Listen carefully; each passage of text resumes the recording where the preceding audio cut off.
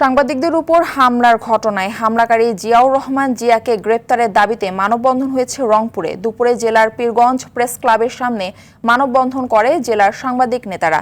এ সময় নেতারা বলেন, সাংবাদিকদের মারধরের ঘটনায় ৭২ ঘণ্টা পেরিয়ে গেলেও ভেজাল গোখাদ্য উৎপাদক জিয়াউর রহমান জিয়ার বিরুদ্ধে কোনো কর্মসূচি গ্রহণ করা হয়নি।